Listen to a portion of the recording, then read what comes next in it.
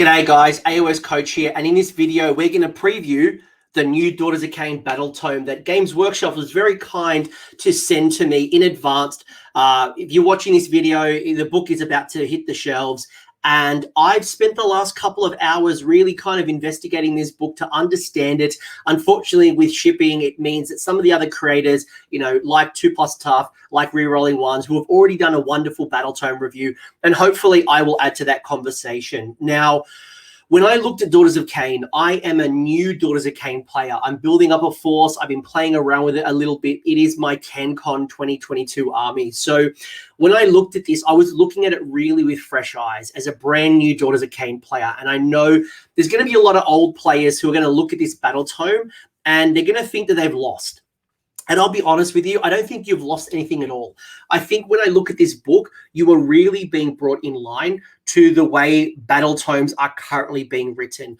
I've picked up Sons of Behemoth. I've picked up Cities of Sigmar, Gloomspite Gits. I've picked up a whole bunch of armies that have come out recently, and this book feels aligned to the way Battletomes are being written now. So you did have one of the oldest Battletomes. The way that things like temples were written at the time were probably not the way we do things today. And certainly when you look at a temple now versus what you had, I think you've gained a lot. But you will probably feel like you've lost a few things, especially if you're a Hagnar or if you are a Calibron player. Now, we'll go through the changes, and anyone who's watched my channel in the past will know that I don't like doing content until an FAQ is dropped. So I will go through constructively the changes. However, if you're looking for list tech, we will do some of those list discussions after 4 weeks when the Battletome has had its FAQ. This book does combine Broken Realms Morathi, some of those battalions, some of those rule changes. However, there has been some slight changes, especially to Morathi, since Broken Realms Morathi to the new Battletome. Lots of Morathi. But without further ado, let's actually look at the changes and let's see how maybe your army has changed. Again, we don't know the true extent of this book until the FAQ is dropped, but this should be enough to kind of give you a good idea. So the first thing that you've gotten is brand new things, and you've gotten some endless spells, specifically endless spells and or prayers. So you've got a couple of, you've got 3 different options. The Blood Rack Viper is going to allow you to potentially auto-slain a model. It's obviously a dice roll. It's not automatic. I think that's really cool. I can see the Viper being taken a lot. The Blade Wind is going to deal mortal wounds, so imagine a very similar approach to, say, Quicksilver Swords. Again, very different, but you've got some damage dealing out of the Blade Winds, and you've also got the Heart of Fury, probably one of my personal favorites. And one of the things that it's going to do is reduce the damage taken to Daughters of Khaine when you're within 12 inches of the Heart of Fury by 1. So Daughters of Khaine have always not had very good armor saves. Surprise the Sentry, they're not wearing a lot of armor. You do have some mortal wound protection from the army, but generally the armor saves have been quite poor. This Heart of Fury, I can see filling in a lot of armies. I can almost see it being an auto-inclusion. The next thing you've gained is you've gained a new temple. So we'll talk about the temples coming up pretty soon, but you've got yourself an additional temple. So Cobra Kai or Xanthar Kai has been brought over from Broken Realms Morathi. That was the very snake-heavy temple. You've still got your Hagnar, you've still got your Calibron, your Kraith, your Drakey Ganeth, but you've gained this Temple Keltnar. And Temple Keltnar, to me, feels very thematic, especially when it comes to maybe going down more of a harpy kind of route, your heart renders and your heart takers, your life takers, sorry. But you're going to gain yourself a couple of things. You're going to gain an ability, so you strike and fade. Friendly Keltnar units can retreat and still charge later in the same turn, which is brutal. You've got yourself a command ability, Bleed of Mind, which if you have an unmodified hit roll for an attack made by a melee weapon that targets a Keltnar unit and it's a 1, that attack unit suffers 1 mortal wound after all of the attacks. So you're going to be bouncing off some damage should your opponent roll 1s. You get yourself a command trait, the Circle Flock, which once per battle you can summon a unit of Canary to the table, which is very, very cool. I think it's a minimum unit from memory. You can't bring a massive unit of free Khaine. But once per battle, not bad, especially maybe a late game piece. And you got yourself an artifact, which is going to, if the unmodified hit roll for the attack is made is a 6, you're going to score 2 attacks. So you got an exploding 6 artifact, which is not going to be too bad. But again, it's just giving you another way to build your army, because you've now got 6 temples. You've got yourself Hagnar, Drakey Ganeth, the Craith, Calibron, Xanthar Kai, and Keltnar. Now, each of them are obviously going to bring different things to the table. One other small change that I noticed in the Allegiance ability is when it comes to the Blood Rights table, your round 4 Blood Rights is now re-rolling 1s to wound in melee. So in the old book, from memory, it was just re-roll 1s. It's now specific to melee. So unfortunately, it's not going to build, really support your shooty snake builds that we've kind of seen through Xanthar Kai.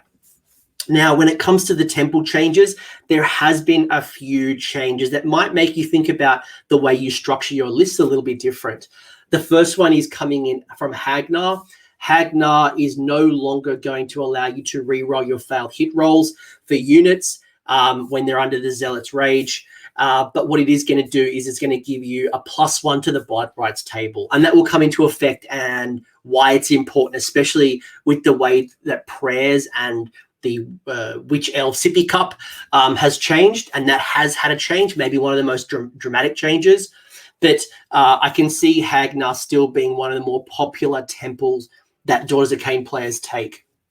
You've got Drakey Ganeth. Drakey Ganeth is no longer going to add hit rolls of 1, or no longer going to add 1 to the hit rolls of Drakey Ganeth in combat. But instead, what you are going to do is you are going to improve the rend by 1 for your Witch Elves and your Sisters of Slaughter if you charge. Now, you are going to notice that one of the ways that this book has changed is your buffs are going to happen often when you charge. You're going to see a lot of things now happening and activating on the charge. The Craith has had another change. It is going to have the way the Craith's changed is that it used to just say Craith unit, the way it used to give the buff. Now it is specific to the Craith Sisters of Slaughter units. So it's not generic to the whole of Craith anymore. It's only to Sisters of Slaughter. However, the dice roll for activating the ability has gone from a 6 down to a 5+. So it's made it a little bit easier, but it is rewarding you to go down the Sisters of Slaughter route. The last and probably the most dramatic change is at the Calibron Mistress of Illusion, which used to be an ability that allowed you to do some teleporting in the hero phase. That's now changed to be a command ability. So the cool thing is, though, that it is a command ability, so it's going to cost you command points, obviously. The other thing is, though, you can pull a unit out of combat. That used to not be able. I think you had to be outside of 3 inches from an enemy to be able to do the teleport. However, it does happen in the movement phase, so you can't be doing this in the hero phase. So a couple of interesting changes. I think the way, again, there was some old rules that probably aren't as reflective in the game as it is today, but overall still I think Hagnar's strong. I think Calibron's still strong. I think Drakey Ganeth and the Craith now have a reason to be used. I don't think they were used as often. Sorry, Chuck Moore. Sorry, mate. But you've also got some 2 new ones, especially if you want to go down the snake route or maybe really take advantage of your Khaine. Speaking of battalions, you do have your 3 Broken Realms Morathi battalions being brought into the book.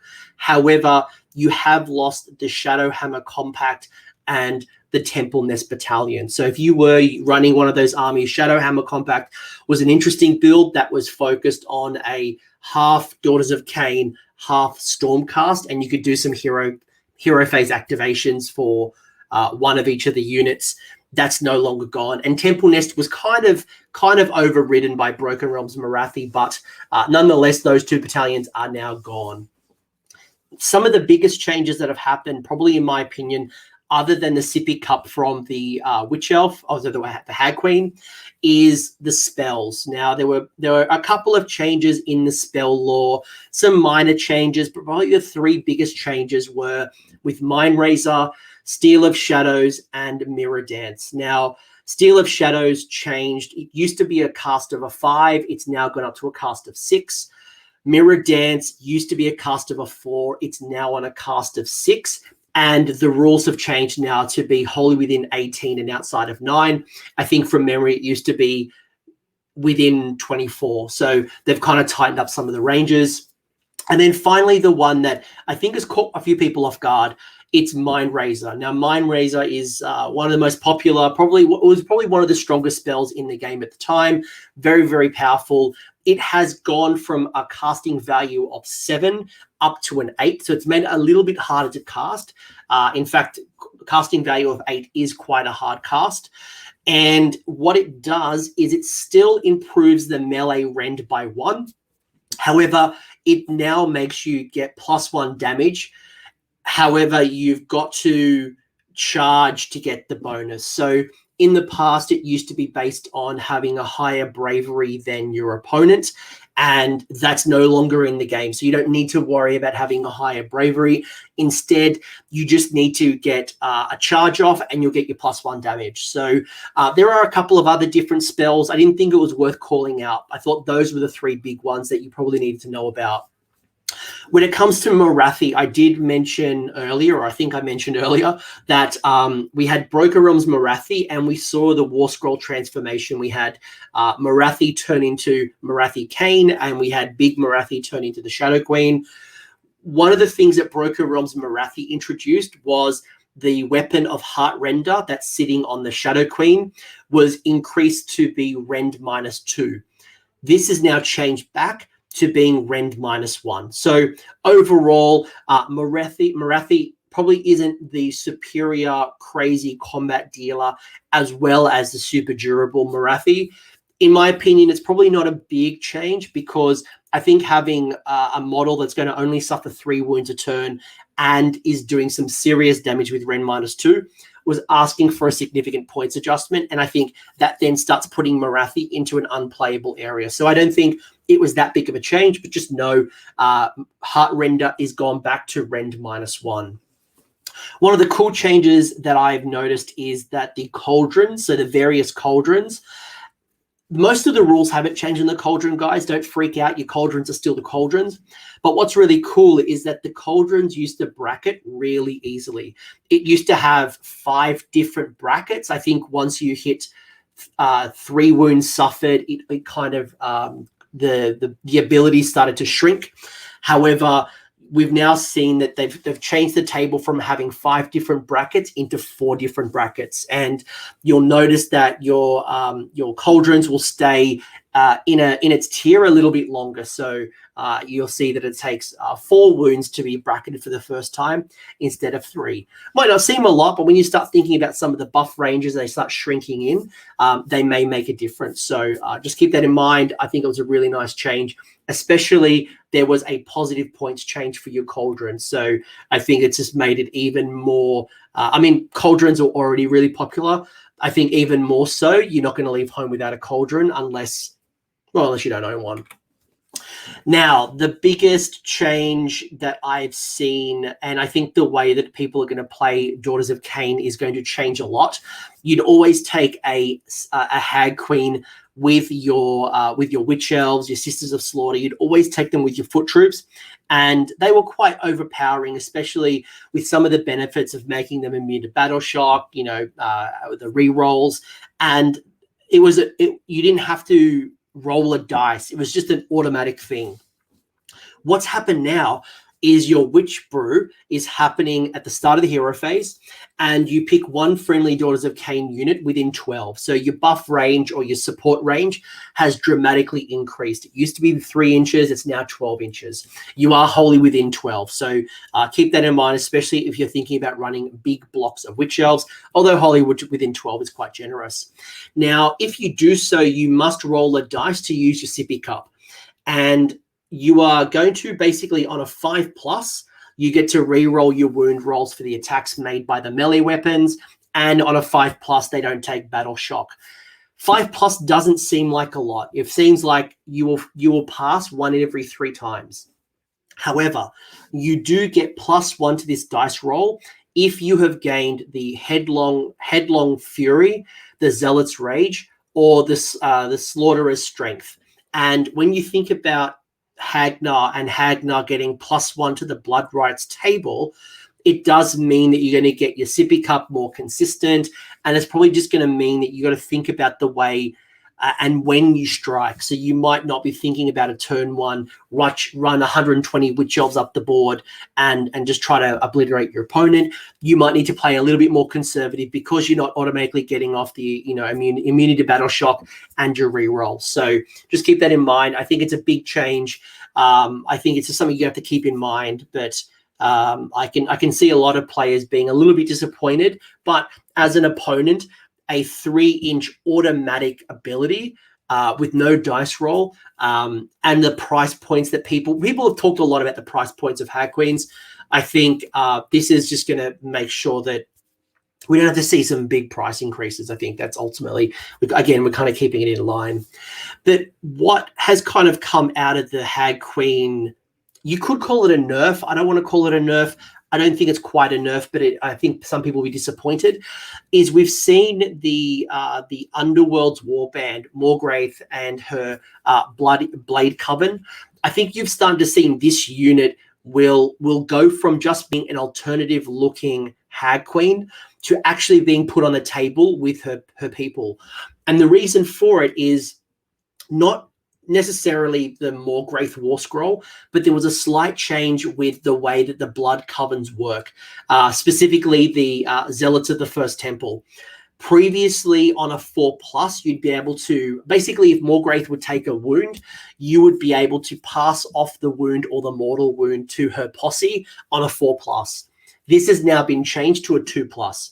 And when you look at her points, I think she's quite cheap. I think she might be the same price, if not cheaper, than a Hag Queen. So you're ultimately looking at a Hag Queen here that has the sippy cup and all that and like up to 10 wounds if you think about bouncing off those mortal wounds to her posse. So I think Morgraith is going to see a lot of use on the table, with the exception if you want to put in the Iron Circlet onto a Hag. So you probably run both, or most likely Morgraith. So interesting change. Another interesting change came from the Avatar of Khaine. Now, we never really saw the Avatar of Khaine on the table. We'd see it on top of a cauldron, but we'd never see it actually on the table. I don't think I've ever seen it in my life on the table. But one of the reasons why I think that the Avatar of Khaine might be worth reconsidering is they've added an additional rule called the Altar of Khaine. And that's going to allow you to add +1 to your prayer rolls for friendly Daughters of Khaine priests while they're wholly within 12 inches. So when you're thinking about some of these harder prayers to get off, or you're looking for more consistency, this is going to be a great piece to have, especially if you're taking multiple hags and you're looking for some consistency with your priests. So not bad. I think it was quite cheap as well. Another change that's happened in the Witch Elves has been around the Frenzied Furor. And it used to be +1 attack when you had a Daughters of Khaine hero within 8 inches. Instead, what it's doing is it's going to add +1 to the wound rolls for attacks made by melee weapons while they're wholly within 12 of a friendly Daughters of Khaine hero. So it's changed it from being a +1 attack to a +1 to wound. So you're going to find that your Witch Elves are probably going to be more consistent.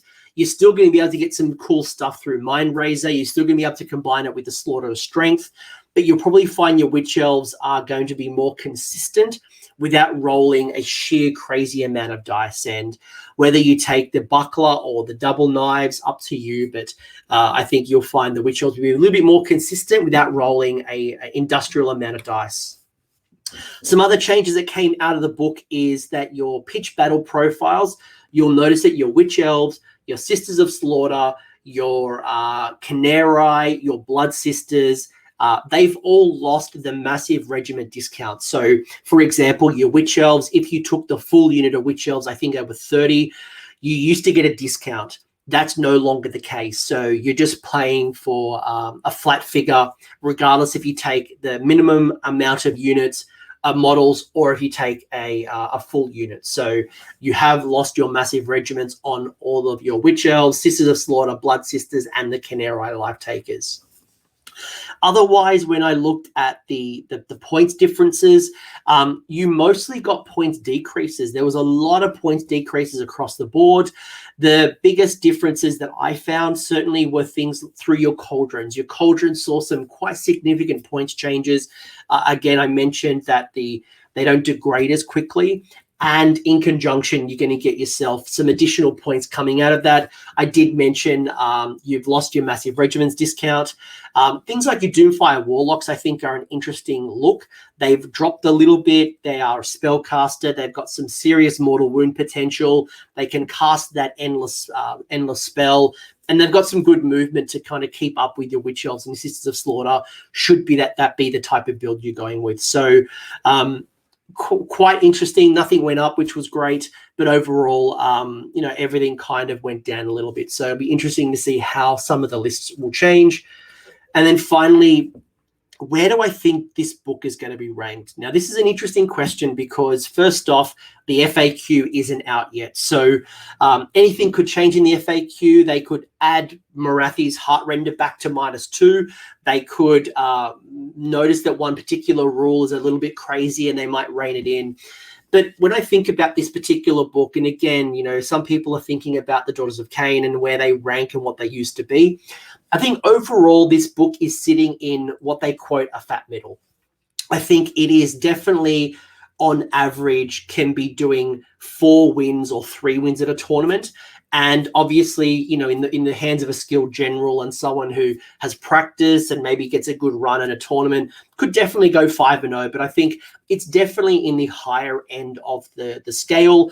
I don't think it's at the level of Seraphon and Zench and Fireslayers, who, in my opinion, probably is a little bit too strong for the game right now and probably needs to be reined in a little bit. But I think when I talk to some of the players who are already playing around with this, what I am noticing is that the lists are being more diverse. We saw Daughters of Khaine armies mostly focused on Witch Elves and Sisters of Slaughter.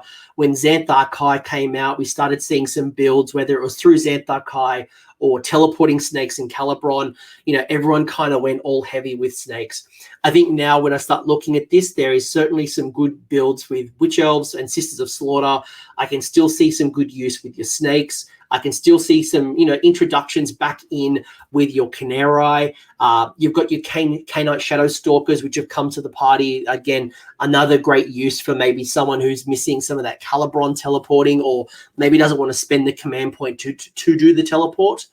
But I think overall, when I look at this book, you are looking at a book that previously was one of the oldest battle tomes in the game. And while it held up quite well, it was relying on some tricks that aren't in the game anymore. So really, for me, they've kind of brought you in line with the way we play the game. And should there be a new edition coming, and I don't know if there is or when or what's going on, but I think you're in a really good position to still be competitive at your upcoming tournament. Obviously, there's been some changes. Hadnar has had some changes. Your spell castings have got a little bit harder. But when I think about some of the previous spells, casting on a 4, I can't think of many spells that cast on a 4 anymore. Most spells on average are casting on a 6 or a 7. So again, it's just kind of bringing you in line. Being able to do some of the Calibron stuff and the teleporting and then, attacking in the hero phase. Again, they're kind of phasing that stuff out. So again, I hope you don't feel disappointed with this book. It is still a good book. I'm still planning on running it competitively.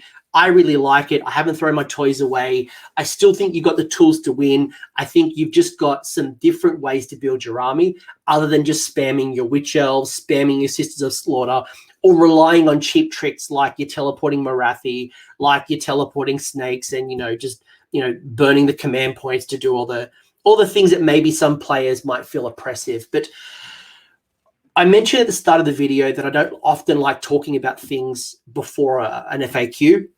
And I guess I want to remind you all that there always is an FAQ that happens after the Battletome's release. So the schedule today is now 4 weeks after the Battletome hits the shelves. So anything can change, you guys, and once the FAQ comes out, I will do some list talking. I will get some seasoned experts, people who have been playing Daughters of Khaine for some time now. I will bring them into chat and we'll see how their list constructions are working. But overall, guys, I really like the book. It is a good book. Yes, I'm a little disappointed to see some changes with Carablon, with Hagnar, with some of the other changes like Isipi Cup. But ultimately, they're things that we got to enjoy for a few years now, and they needed to be brought in line. So I hope you're excited. I'm really excited. I think it's a good book still. If you are a Daughters of Khaine player, definitely pick it up. If you were thinking about picking up Daughters of Khaine and maybe you got, the Shadow of Pain, I would still encourage you to build the Force, because you will still have a great time and it still has the tools to win. So if you've got an opinion, if you've got a thought, I'd always be interested to hear what you have to say. Maybe there was something in this book that I forgot about and maybe you think is really important, maybe something that you'd want to highlight to your other Daughters of Khaine players. But I hope you go through this book and you enjoy it. I will be definitely doing more list talking, especially as I'm building my Daughters of Khaine. So guys, thanks for joining me, and I hope you found some value in this. I hope you found that discussion valuable. If you did, give the video the old thumbs up. And if you have a comment or an insight, leave it in the comment section below. The champions over here are my AOS Coach Patreons and YouTube members. So you guys are bloody legends. Thank you for all the support. If you want to know more about the support programs, the links are below down here in the episode description, along with a link to the Discord server, so we can continue this conversation. Until next time, don't forget to name your characters and have a good one.